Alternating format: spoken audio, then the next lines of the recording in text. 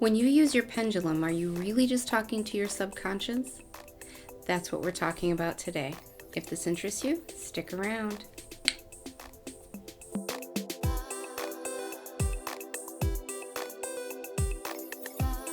Hi, I'm Veronica and welcome to the Wholeness Shift. If you're new here, welcome.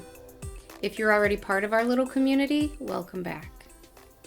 I teach people about easy, practical spirituality, intentional living, the law of attraction. I help people to navigate their spiritual awakenings. So if these topics interest you, stick around. I wouldn't want you to miss out on anything good. Hit the subscribe button below. Today's video is in response to an email I got a week or so ago from Roberta. In a nutshell, she said that over the years, the teachers that she has come across in videos or books or wherever, they've all said that using your pendulum is only talking to your subconscious. And that the energy coming through is really just you. It's your subconscious. She said that I was the first person that had not mentioned that and had mentioned anything different. And so she wanted to get my feedback on this topic. And then after I responded to her, I thought, you know what? I bet all of you guys could benefit from this information. So I'm basically just going to reiterate everything that I put in my response to her email. Historically speaking, whenever someone would say to me, you're moving that thing yourself, you're just doing that yourself, or you know that's just you doing that, that's your subconscious coming through, that's not spirit or your spirit guides or whoever you're claiming to talk to. And I would just smile at them and say, you can choose to believe whatever you want to believe, but that's not my experience, and leave it at that. So these are my thoughts on this topic. Number one, you can talk to anyone, anything that you want to through your pendulum or through your other gifts if you have them.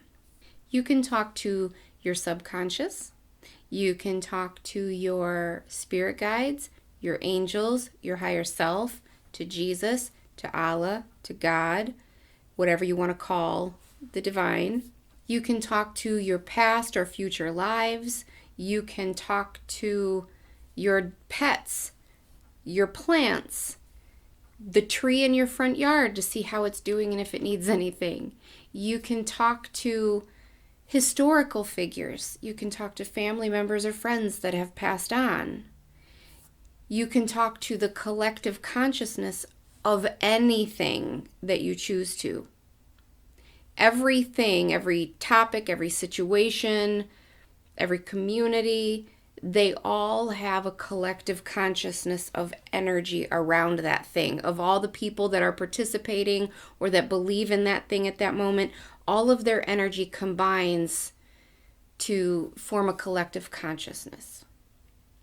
For example, if we were in a busy conference room and I walked in and I looked you specifically in the eye and said, do you think it's cold in here? I would be talking to one individual entity.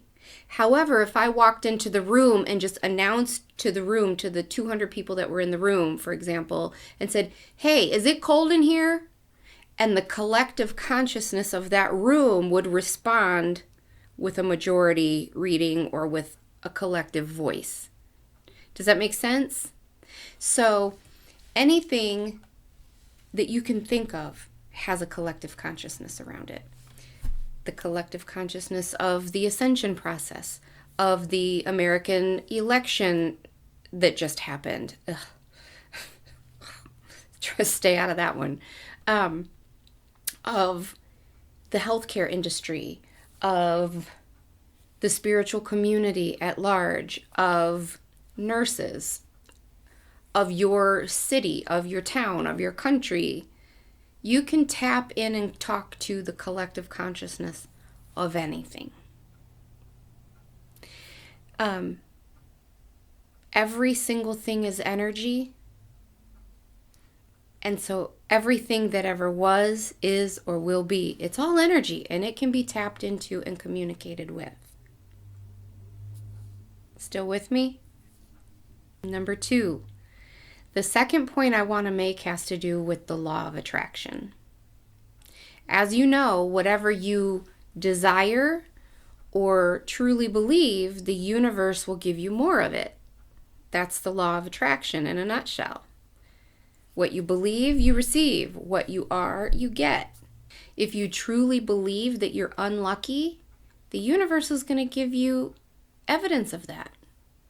If you truly believe that you are prosperous and that you have such an amazing life, the universe is going to give you evidence of that. So if you believe that using your pendulum, you are only able to communicate with your subconscious, you're going to get evidence of that. See my point? So my guess is that the people who have those beliefs that your pendulum is used to speak to your subconscious were only speaking to their subconscious because they had never opened their mind to the possibility of communicating with more. Therefore, they only got evidence of that belief. Whereas for myself, the first time I used a pendulum, I had never even heard of any of these other teachers. I had never heard of a spirit guide or of a multidimensional being. I had never heard of any of this stuff. I was completely void of any preconceived notion. Up until that moment in time, that very, very moment in time where I walked into the crystal shop and purchased my first pendulum, and the lady said, you can use this to communicate with your spirit guide, and this is how. Until that moment in time, I had been extremely enmeshed in this Christian dogma and mindset, and I had never even been exposed to 99.9% of any of this. And so I was completely void of any contamination, if you will. I mean, I know that's not the right word because it's really not contamination, but I had never been given any of these other beliefs or limitations or expectations. I had no idea what to expect. So I was green as they come, and I was an open book, and I just sat down and said, can I connect to my spirit guide? And it said yes. And then after talking to them for a while, I asked if I could talk to some deceased loved ones, and it worked. So then I asked if I could talk to some historical figures. It worked. And then I asked if I could talk to Jesus, and I could talk to God, and you see my point? It just went on and on and on. I've never not been able to talk to anyone that I've ever asked to talk to. I mean, with the exception of one person, I've never been able to make contact with my dad. That's a whole separate story for a separate video, though. But anybody else or anything else that I've ever tried to contact, it has worked for me. So the moral of this story is keep your minds wide open to the possibilities. Accept the possibility that you are creating your own reality. And that this universe truly is your oyster. Have fun with this. The key, as I always say, is to keep those vibes flying sky high. Get them up, up, up as high as you can, and then maintain them there. That is a daily lifestyle of keeping them there. It is not I meditated once this afternoon, therefore I should be good to go. You may have to meditate for months before you're good to go. If you've been super, super, super, super low, you may have to meditate for a year before you get consistent, good, positive information. It usually doesn't take people that long, but I'm just saying you can't place an expectation on how quickly of a process it is. But once you get them up, keep them up. That's the easiest way to do it. It's a daily lifestyle of maintaining the information you take in, the food you're taking in, staying hydrated, getting enough sleep. What are you watching on TV? Fred can't stand that I won't watch horror movies. He loves horror movies. I want nothing to do with them. And he hates that, but it is what it is. He's free to go watch that stuff at his house as often as he wants to watch it, but I'm not participating. I don't want that energy in my house. I don't want that energy in my mind. I don't want that energy to tap into the collective consciousness of the horror film industry and of, it's a whole slippery slope. I'm not saying that every person that likes those movies is bad or that is low vibe or whatever, but there is a collective consciousness around horror movies, people who like to be scared, people that thrive on that darkness or the gore of it and things like that.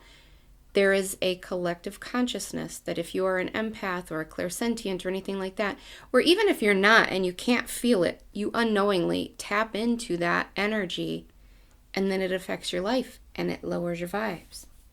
This is why I don't drink rarely. Oh my gosh. I mean, we had a glass of wine a week ago, and that's the first one we'd probably had in, I think we had one last June. It's been a while. I mean, I don't drink. I don't do drugs. I try my hardest to do everything I can to keep my vibes up. And so that way, even if I have an off day, it doesn't lower my bank account balance of energy too much. Once you have it up, you can afford to have a little ding or a little off moment or off day. Whereas if you live down here rock bottom, you meditate a couple of days and you kind of squeak it up this high, and then you have a bad day or a bad week and you're overdrawn in your energy bank account. See what I'm saying? So just every single day, do things to just ratchet that up there. Keep it up, keep it up, keep it up. And that's where you're going to get the good information, the good connection. You're going to get the fruits of the spirit that manifest in your life. Okay, I'll get off my soapbox now. You guys know how I feel about it. I think you guys sometimes message me or email me wanting some other answer. You're wanting some magic pill or some other answer. But I'm almost always going to come back at you with, how are your vibes? Doesn't sound like they're high enough. You need to meditate more. What are you doing? You sleeping good enough? Get those vibes up. Because that really is the foundation. You know, when I was in nursing school, you're so anxious to dive in. I want to do the wound care. I want to know about heart rhythms. I want to do all the cool stuff. And you know what they start you with? You need to know how to make a bed. Make a bed, turn the patient, bathe the patient, and take a blood pressure, take a temperature. You work on that stuff for months. And I can remember in nursing school when we had gotten on a few months, we were doing some other things, passing medications and stuff like that, and we were getting a little sloppy. Some of the other stuff wasn't getting done as well. So our clinical instructor stopped everything and took us back to the basics. She's like, until you have the basic foundation nailed down and you can do it in your sleep, you can do it without thinking, and you do it to perfection, you are not ready for more. You're not ready to move on. So you start getting advanced and thinking you're hot stuff, you forget about the basics, we're shutting it down, and you need to go back to the basics. Always go back to the basics. And the basics of this, the basics of anything in spirituality, the basics of anything using a pendulum is going to be what?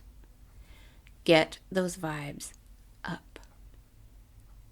It improves your connection to spirit, and it just makes your entire life so much more lovely. Okay, you guys, I hope this helped. I hope this helped teach you something. And if you have any questions, let me know. So if you haven't hit the like button below, take a moment to hit that like button for me, please. It really helps me out so much. And if you haven't subscribed yet, what are you waiting for? Hit the subscribe button below, and I will see you soon. Be safe out there. I love you all. Until next time.